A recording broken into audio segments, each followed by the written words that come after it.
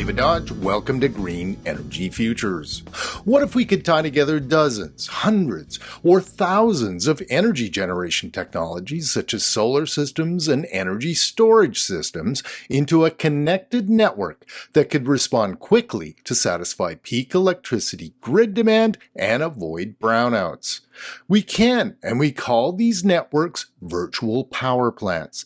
Today, we welcome Dwayne Caldwell, the CEO of ENSPI Technologies, to talk about virtual power plants and the role his 3-year-old startup company is playing in energy management and the creation of virtual power plants. Hi, I'm Dwayne Caldwell, co-founder and CEO of ENSPI Technologies, where we're helping manufacturers and high energy users reduce their energy and turn those reductions into revenue by participating in demand response and grid events programs. I want to start out. So you say if you go to your website, the big things you talk about there are virtual power plants and energy management and monitoring. Let's start with virtual power plants because it's such a cool term and nobody knows what the hell it is. So what is it and what do you guys do? So virtual power plants can be described as a few different things. So on the hardware side, it can just be a unit of clean energy sources or energy sources that are tied together to respond to grid events, specifically around storage for those events. What ENSPI really does is we aggregate energy sources from businesses on the curtailment side. So when there's a grid event, if the grid needs 50 kilowatt hours, 50,000 kilowatt hours, we will call on our manufacturers to reduce that energy as a curtailment, and we deliver it to the grid during peak demand. So we use a AI platform that help those customers reduce, then track it, and then help optimize the operations for those specific events. So are you talking about all the things in my home, whether I have solar, energy storage, that sort of thing, or a business, or are you doing multiple businesses or homes at the same time? Yes. So we specifically focus on the C&I space, the commercial space, as they are some of the highest energy consumers, as well as during those peak events, can provide the most value back to the grid with their reductions. So we tie together multiple manufacturing sites as the host. Some have generators, some are just reducing by adjusting operations, and then we collectively put that together to respond to the grid event. And who joins you in this work? Who are your clients, your customers, typically in this endeavor? Yes. So typically our customers are manufacturers looking to reduce cost, looking to reduce emissions, as well as energy consumption. A lot of times they're transitioning towards more clean energy sources, adding in storage for backup power. And we just really help them optimize those assets on site. But probably our second big ICP is municipalities and smart cities looking to manage their total load in a more efficient way. So you can't do this anywhere because you need certain grid policies and things. Talk about what you need to make this happen, because we're going to need a lot more of this. And I have to say, in Canada, I think we're plagued by mostly dumb grids. Likewise, we have challenges here in the U.S. around kind of that participation in some of the policies around supporting this. Luckily, we have some new policies like FERC 2222 that really allows for third-party aggregators to distribute to the grid, independent of the utility sometimes. So we operate at the system operator level, which is a big kind of lever to let this actually be a valuable solution. We also need deregulated markets. In deregulated markets, it incentivizes the C&I customers to reduce, being that they can drive revenue by selling that energy back into the market. Those policies are very important, as well as just kind of the distribution and participation with the utility system operators and their customers. They all have to be aligned on the output and the goals of participating into the market. What we see a lot is the utility more so wanting to take control and manage all of that. When an event happens, they really just call a curtailment event with no incentivized rewards for customers, so they don't participate. So we need all the stakeholders to really be aligned on that end goal, and then obviously the legislation to support that in the background. So is one of the key policies you need time of use pricing? Yes, that's a big one. Being that a lot of times we're seeing the spike in the grid. Everyone knows about the duck curve, and then time of use later on. By having that time of use pricing, that will then incentivize those CNI customers to either distribute some of that stored energy or reduce during those times. You know, it's funny where I live, even at supper time, if it's deregulated, and even if electricity goes to $1.50 a kilowatt hour, I'm still paying 7 or 8 cents at supper time, just like I am at 3 o'clock in the morning, which seems kind of illogical and quite inefficient. Yes, very, very. So, and that is what we're looking through the PUC to support a lot of these new initiatives around kind of that time of use pricing, as well as kind of tying in some of these consumers' energy behaviors into the energy markets, and then creating kind of the mechanisms for them to participate in a more strategic way after the fact, and allow them to plan as well. We're seeing a lot of that in the residential space starting to change with the new technologies like the Nest, and then you get automatic demand response programs and platforms that help manage that. So we're really looking to do that more so on that CNI space. And so where do we find these conditions, the need for the service and the policy and regulatory conditions in the U.S.? Where are you working? Where are the big hotspots? Yeah, so we're really focused within the Northeast. So the NY-ISO territory, as well as the PJM.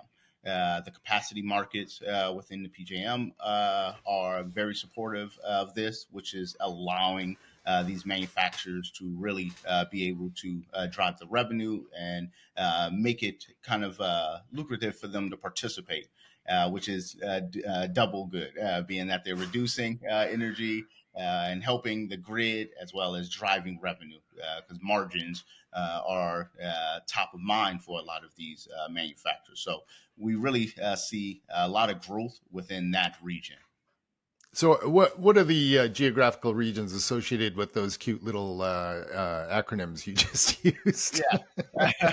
Yeah.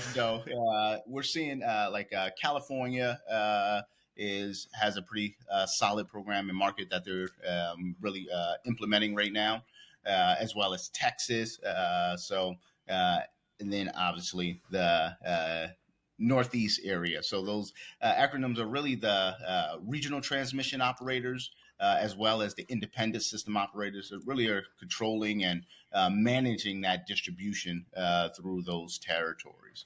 So that is where we really see a lot of support for this on both the implementation of storage and incentivizing of storage assets to respond to a lot of these events, as well as just the deregulation of energy markets, allowing a lot of the frequency markets that we tie to like pricing signals for our customers.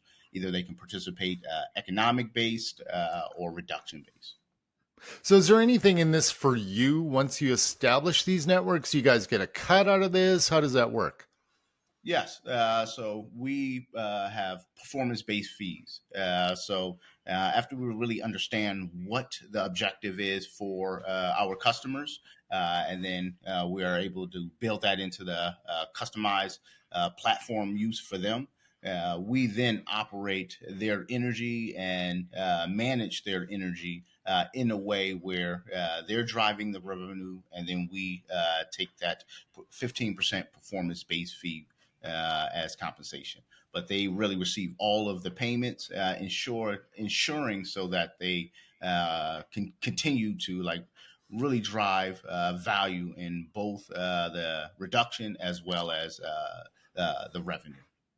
So thinking about the groups you're working with, Dwayne, who is your most successful client who's been most successful at benefiting from these technologies and is the one that gets you more work? Yeah. So we're working with a manufacturer within Pennsylvania. They've just added solar to their building, and they also have generators for backup power. So we've been able to help them optimize their on-site energy use and really expand their flex load, and then build in kind of that operations into the storage. So during those time of use charges or grid events, when they happen, they're able to essentially fuel switch and not rely on the grid as much. Then by distributing some of that stored energy that they've had, as long as they keep their 40% minimum threshold, they're able to drive revenue, reduce costs, reduce emissions, and everyone's happy. So off the top, I said I wanted to zero in on virtual power plants because it's such a cool term and nobody knows what it means. And now we know what it means. You also say you do energy management and monitoring. How is that different, or is it different? Yeah. So to kind of explain our process, we work off what we call the energy ladder. So a lot of the manufacturers we work with, they're at the beginning of their sustainability journey, and really starting to implement some of these strategies around reductions with emissions and energy. So we initially do the bill analyzer. We do a bill audit for them to start giving them visibility into what are the possibilities for them. We then move them to energy monitoring and management so that we can then monitor it for roughly about 60 days so they have an understanding of what they can reduce based off of what their base load is. And then once we have their base load, we can then establish their flex load, the energy that they're able to actually participate into the grid, being that you can't sell all your energy, you need it. So the big difference is really the energy monitoring and management gives them that visibility of what they can actually do, what is their minimum threshold of energy. Then we move them into the virtual power plant of participating in the market. So are these folks saving money or making money or both? Both. That's the great thing about it. And then even better, we get paid when they get paid. So if we're not helping them reduce energy, if we're not helping them drive revenue from participating in the market, we don't get paid. So we're very keen on providing value to these customers. So let's say they're on the energy monitoring management, and they haven't really done too much work around implementing some of these new maybe LED lights, things of that nature. So by us helping them start implementing some of these reduction strategies, they're reducing their energy consumption from the grid, which is obviously lowering their cost simultaneously. What our platform really focuses on is our energy emissions optimization. So by intentionally acting and reducing your energy, you're reducing your emissions as well, scope one, from the electricity standpoint. So they're seeing multiple benefits just by really focusing on that energy reduction piece. You know what's funny, Dwayne, is I talk to a lot of folks in utilities and solar and wind companies, those sorts of folks, but especially utility guys. When I ask them about how we need to transition, they they talk about interties. We need stronger interties. Like my province is like Texas. We have lots of wind. We could export that to BC that has lots of hydro, and they can get cheap energy. We can get energy when we need it. Blah blah blah.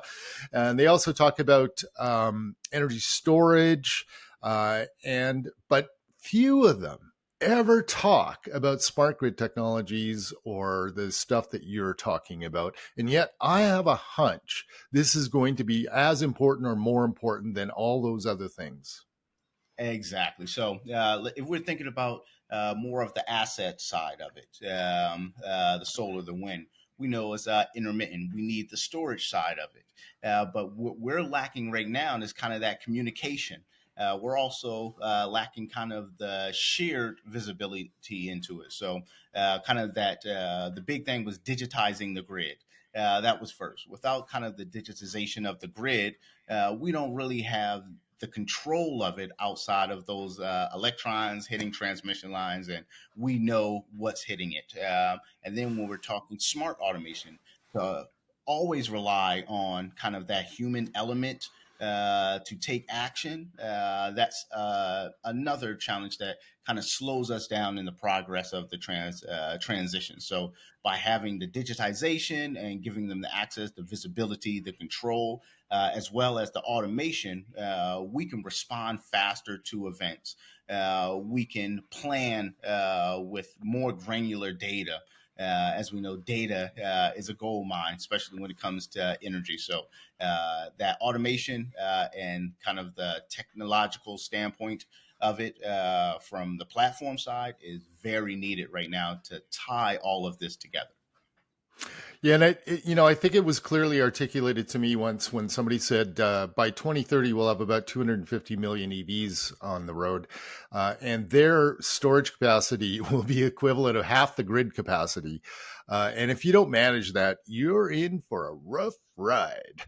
Yeah, all the unexpected events. We just had that happen a few weeks ago in kind of the during the heat waves. So a lot of people were going to charge their vehicles during this, which put extra strain on the grid that was already strained. So by being able to manage some of those EV charging schedules, and then if we're incentivized to kind of store and then distribute from the EVs, that gives us another element of control and kind of flexibility when it comes to the grid. And that's one of our focuses over the next few years, is really to start implementing that into the virtual power plant kind of network in order to support the grid. It's funny. I was doing a story on EVs and their impact on the grid. And in California, at times, they have been almost too successful. They have a new peak at like 2:00 in the morning. In fact, they have super high demand because their time of use pricing is so effective at shifting demand. And they have another peak happening in mid-afternoon or around noon when the solar hits the grid. So really interesting to follow this. So this is all stuff you can help with, though, right? Exactly. So, kind of as I was speaking to previously, that digitization aspect of it. So that will allow one to capture those peaks, and then to essentially plan around the peaks when it comes to the distribution or using the storage assets during those times. So being that we don't have all of those storage assets online, we know the interconnection challenge of getting more online. We can use what our existing infrastructure we have now in a way more efficient way if it's optimized based off of all of these responses that we're getting like that. So now it's great. We're starting to receive the data around this, and we can start collecting kind of and planning out the behaviors. Now we need to add in the actual actions to knowing what's happening. So that is what ENSPI platform will allow. So once we really are connected at the meter level, the inverter level, we can get those decisions ahead of time. Then our models essentially start to forecast and predict some of these events. So therefore, you have that pre-planning ability. Where I come from, we got rid of coal, which is amazing. We were the biggest coal user in Canada. We got 80% of our electricity from coal as recently as 2000 or 2001. But we replaced a lot of it with gas and a fair amount of renewable energy. But our jurisdiction always talks about how hard it is. And yet, isn't what you're doing cheaper than all of these other solutions? If you talk about new interties, very complicated, very expensive. Not that we don't need them.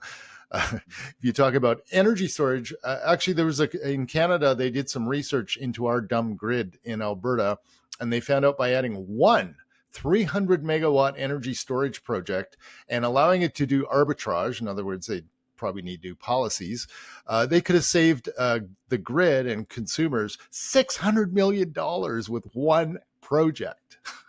Yes. And the great thing about VPPs is projected that by 2030 we can save ratepayers $60 billion in energy costs based off of not needing to upgrade certain elements of the grid because we're utilizing the existing energy and kind of that efficiency piece. So that is why it's great to start implementing kind of the software side of energy now. As well as that's kind of the big thing around AI. It's kind of a buzz right now because the utility of it isn't well known. But we believe kind of around that optimization piece, especially when we started getting into the ADR, the automatic demand response piece, this is where we see AI really cutting down costs for us and when it comes to managing assets, either on site for customers or working collectively with the grid and other stakeholders within like municipalities. So do you call your company ENSPI when you say it? Is that how you say it? Yes. What it is so I come from the solar background, and we were doing some storage projects that ended up not going fully through to development, and it was really very hard to see profitability. And this is also pre-IRA. A lot of stuff has changed since this. And what ENSPI initial concept was to forecast energy spikes. So ENSPI is just two words, energy spikes put together. And we were hoping to forecast those energy spikes and then bake that into a storage development so that they can forecast it, participate, and that is where we were going to build in the revenue forecast model for storage assets. Interesting. So, Dwayne, what did you do before ENSPI? You just kind of alluded to that, but what's been your experience? Where'd you come from? How'd you get here? Yeah. So before ENSPI, I owned a commercial solar company.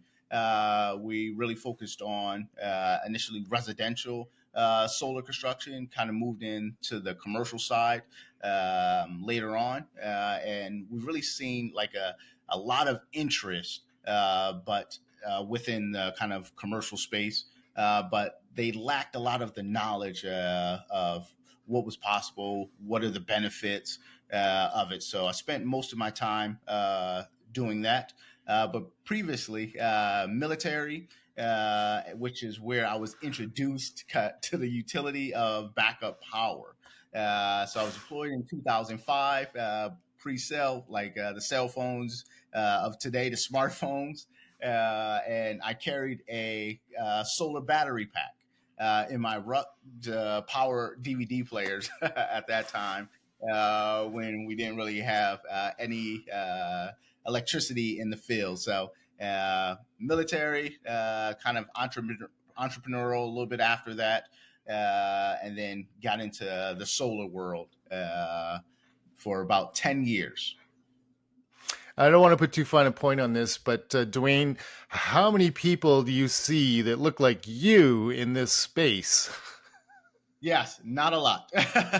And it was essentially at the beginning, that was where the challenges lied. Because a lot of times we connect and we kind of, through representation, allows us access. And there's not a lot of people that look like me in this space, which we're seeing a lot of work being done to increase kind of the diversity within the energy space all the way around. We don't see a lot of women in the space, so I like what is happening, especially here in Minnesota. We have some great organizations that are introducing energy to people, and kind of where I'm sure, as you see, we're short on clean energy workers, skilled workers within the space. So I'm very optimistic about where we're going with that. So how successful is your company? Give me some numbers, give me some metrics. Yeah, so currently we're managing about 5 megawatts of energy for customers, as well as we're distributing about 200 kilowatts of energy to the grid for demand response programs. So we're very excited about that as we're supporting our customers who haven't historically kind of been participating in these events. And all of our customers, being that they're new to this space, participation into energy markets, we're seeing a lot of kind of recommendations into other manufacturers from them. So we're very excited on where it's going, especially being such a young company and kind of the barriers to get into this space that was normally run by utilities. So how new is your company? Number one, and number two, how do you differentiate yourself? What are you finding works for you? Yeah, so ENSPI has been around for 3 years now. We started off more so on that energy management side, and over about the last year and a half, have really been drilling down and building out that virtual power plant element. And really, what differentiates us is our focus on emissions. So, if you a lot of times companies, VPP companies, being that is kind of a new concept in operation, it's kind of been around and talked about in the academic world, and utilities have really been looking at how they implement it, but due to policy and legislation, it hasn't really been done. But where we differentiate is the ability to correlate the energy reduction to emissions reductions. As we're working with some of these manufacturers, we're hearing that they're being acquired by companies in the EU due to a lot of times the succession of these manufacturers aren't being passed and down as they were previously, so they're just selling. So a lot of the companies that we're essentially in the business with don't focus on the emissions piece. And we want to put important focus on, all right, if we're concentrating on your energy reduction, if we're concentrating on cutting energy costs for you, we should also be looking at how we implement those same emission strategies simultaneously. So we've seen a lot of success in that area, as well as more interest that some companies, we set our platform to essentially be based off of your goal, so parameter based.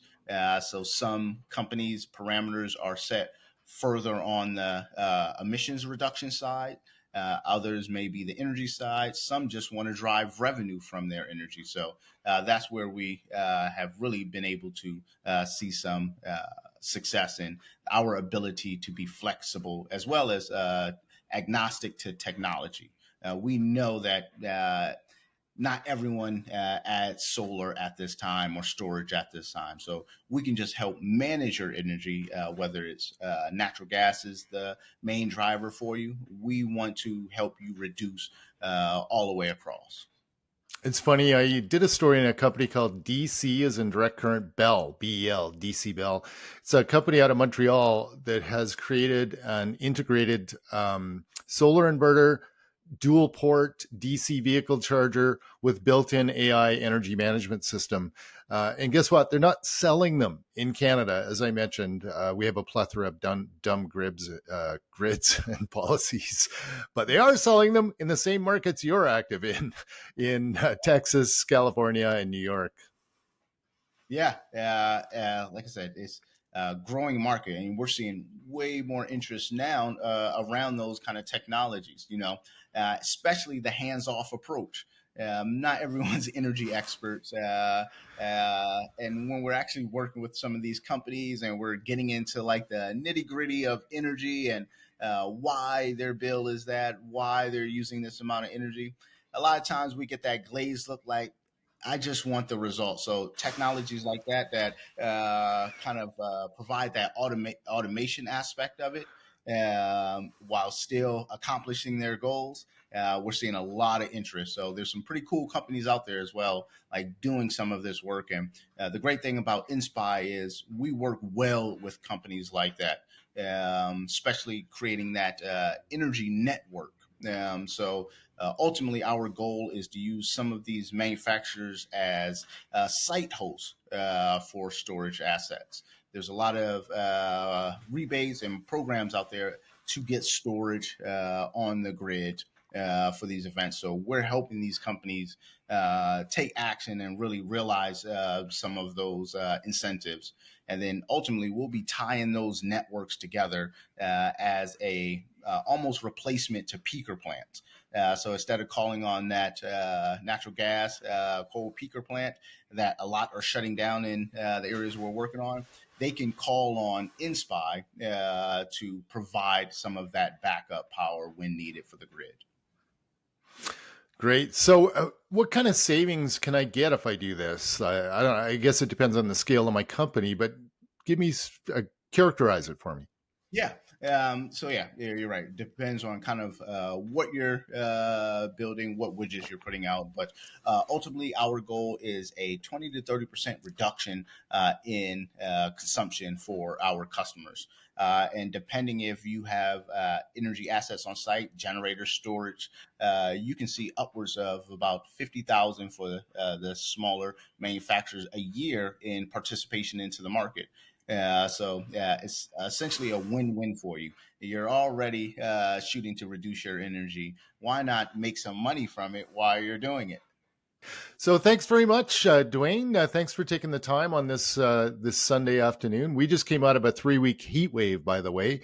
I live close. I live at a beach, but I live close to the most northerly large city in North America, Edmonton, Alberta, home of the Oilers. And we just had 2 weeks of 35 degrees Celsius, which I know doesn't mean anything to you. You think that sounds cold, but let me tell you, that's hot. Oh, man, I feel you. Right now, it's 93 here in Minneapolis, so I am sweating. I think they're sweating. We're sweating all across North America this year. All of the sustainability stuff is needed right now. We're seeing a big shift in kind of our environment, temperature, climate. So this is the time. Well, and 1/3 of one of our most famous historic tourism towns, Jasper, burned down this week thanks to a wall of fire that was 400 meters tall. Wow. In the forest. Wow. Stunning. Yeah. Okay, well, thanks, Dwayne. Perfect. I appreciate your time, David. Thank you.